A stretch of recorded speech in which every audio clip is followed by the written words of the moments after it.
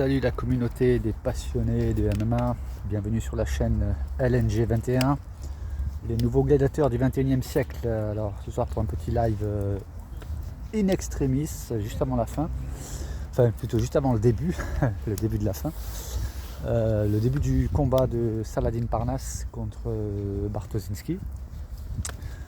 Donc je viens de prendre je viens de payer le pay-per-view là sur KSW TV parce que bien évidemment RMC Sport ils proposent pas, ils veulent un abonnement à 19 € par mois, mais je ne veux pas prendre un abonnement tous les mois. Mais un pay-per-view j'aurais pris français quoi. Mais bon ils ne proposent pas, donc je suis allé chez les Polonais, j'ai pris le pay-per-view à 9,99 € pour regarder ce combat que je ne dois absolument pas manquer. C'est un combat qui promet parce que ça va être...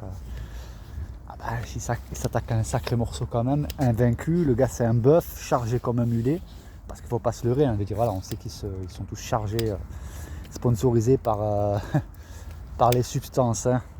Donc ça va être un sacré défi, ça serait unique dans l'histoire du MMA, un triple champion, voilà, donc ça, il faut absolument voir ça.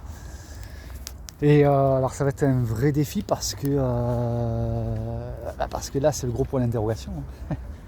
C'est le gros point d'interrogation parce que, alors bien évidemment, moi je suis pour Saladin, parce que je pense qu'il a surclassé, enfin, c'est pas je pense, il a surclassé tous ses adversaires. Et là, ça sera, je pense, son premier combat avec un sacré challenge. Et je pense que c'est pas pour rien qu'il a choisi de faire ce combat, c'est parce qu'effectivement, il avait besoin d'augmenter la difficulté en face, quoi.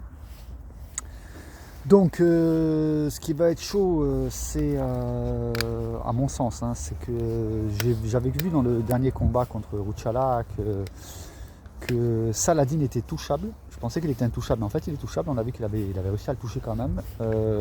Sauf que là je me dis s'il s'en prend une du mulet chargé à bloc, ça risque d'être chaud pour lui, quoi. Donc je pense que, alors je fais confiance à la team qui a dû mettre en place un game plan aux petits oignons.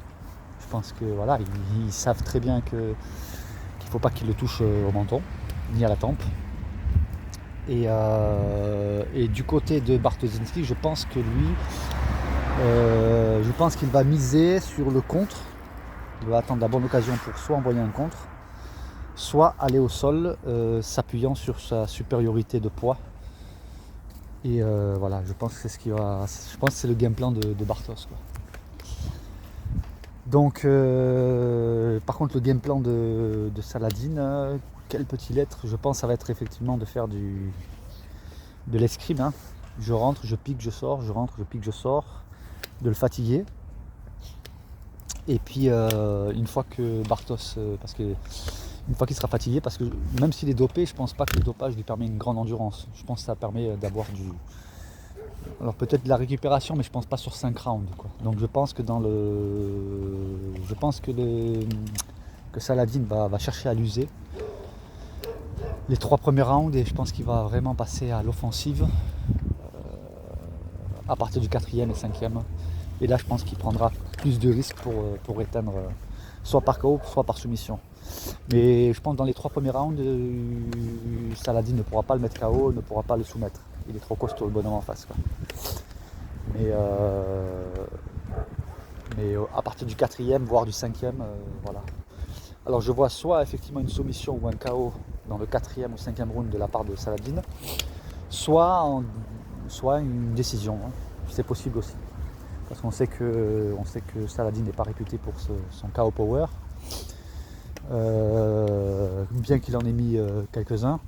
Mais alors là, ce qui est possible aussi, c'est qu'ayant pris de la masse musculaire, peut-être qu'en tapant, ça fera peut-être un peu plus fort. Et il y aura peut-être du KO. Mais sinon, ça va être chaud. Donc soit un KO ou une soumission en 4e, 5e round de Saladin, soit une décision en faveur de Saladin. Parce que l'autre ne pourra pas, si bon jusqu'au 5 rounds, Bartos il ne pourra pas avoir le débit que va avoir Saladin. Voilà. Ça c'est dans le meilleur des cas. Maintenant le scénario le plus catastrophique qu'il puisse y avoir, ça serait une attaque furiosa de Bartos dans le premier round qui décide de cramer Saladin dès le premier round, soit par KO, soit par soumission. Mais je ne vois pas trop choisir ce genre de game plan, c'est trop risqué parce que s'il se crame au premier round, s'il n'y arrive pas, il ne tiendra pas les 5 rounds. Donc je doute que ce soit vraiment le game plan de Bartos. Et ouais. Je sais pas, on verra, ça sera le grand point d'interrogation. Donc rendez-vous aujourd'hui ou demain, hein. Je sais pas si je ferai le live de retour ce soir encore. Et on verra, on verra ce que ça va donner.